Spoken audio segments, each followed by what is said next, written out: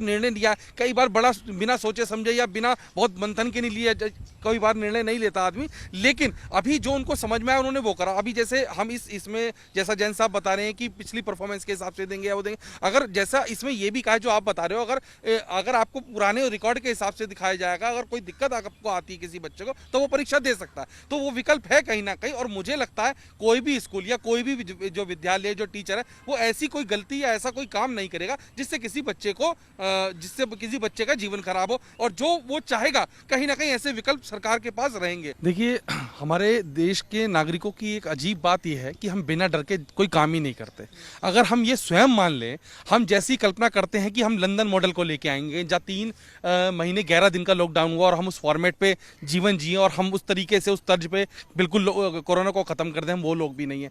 जहां हम मास्क क्यों पहनते हैं? मैं मास्क इसलिए पहन के आया हूं क्योंकि मेरा चालान कट जाएगा। मैं मास्क इसलिए नहीं पहन के आया हूं कि मुझे कोरोना का डर है। एक मेंटेलिटी बता रहा हूं मैं आपको लोगों की, यहाँ पर जो हिंदुस्तान के जो खासतौर इस तरीके के लोग होते हैं ना, हम लोग एक तरीके से ढीठ बन चुके हैं। यहाँ पर स्वयं से करने का कोई प्रयास नहीं करता। कितने प्रतिशत जागरूक लोग हैं, कितने प्रतिशत इसको गंभीरता से ले रहे हैं? आज भी कोरोना को लेके ये है कि चाहे कोई बात नहीं, मास्क पहना है, पुलिस को देखा तुरंत देखा, या वॉलंटियर्स को देखा मास्क लगा लिया। तो इसीलिए सरकार को थोड़ा थोड़ा ये स्वयं करना पड़ेगा, और सरकार की मजबूरी को आप समझिए। यदि सरकार ऐसा नहीं करती है और ये जिस तरीके से रफ्तार को तोड़ने का थोड़ा थोड़ा प्रयास कर रही है, यदि उसके बाद भी काबू नहीं हो तो पूर्ण रूप से लॉकडाउन ही आखिरी विकल्प है जो पहले हुआ। लेकिन उसके बाद हमें उन चुनौतियों से तैयार रहना पड़ेगा, उस आर्थिक गतिविधियों से तैयार रहना पड़ेगा जो हमने पहले भुगता है। देखिए, कुछ चीज़ों में जो जैन साहब ने बात कही कि कुछ उद्योग तो वाकई बिल्कुल बहुत बुरी तरह पिट गए, और जिसको कहते हैं जो आता है वही आता है, जो काम करता है कई सालों से उस पेशे में आता है।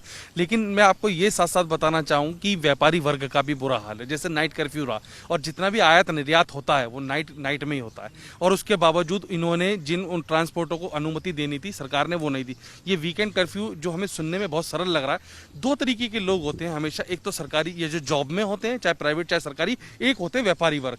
उनको बहुत प्रभाव पड़ता है यदि हम एक छोटी सी, जो हमारे हिंदुस्तान में परचून की दुकान से कोई व्यापार तय होता है, यदि वो भी 2 दिन बंद करता है और 2 दिन के अंदर मान लीजिए उसकी 2000 रुपए की सेल भी कम होती है, तो उसको मासिक बहुत तगड़ा प्रभाव पड़ता है। तो इस तरीके के वर्गीकरण से हम हिसाब करें तो इससे भी कहीं ना कहीं आर्थिक प्रभाव पड़ेगा निश्चित तौर पर। एक दूसरे की चेन से देखिए, सरकारी जो एम्प्लॉय होते हैं उनको पूरी तनख्वाह मिलती है, प्राइवेट जो होते हैं उनकी थोड़ी सी तनख्वाह कम करके मिल जाती है। व्यापारी वर्ग हमेशा से पिटता है। व्यापार में चाहे वो वैन चलाने वाला आता है, चाहे वो मास्क बना या वो पुस्तक जिल्द चढ़ाने वाला आता है, ये स्कूल से संबंधित क्योंकि बात हो रही बता रहा हूँ, बाकी तमाम जो चीज़ें वो कहीं ना कहीं से बहुत बुरी तरह प्रभावित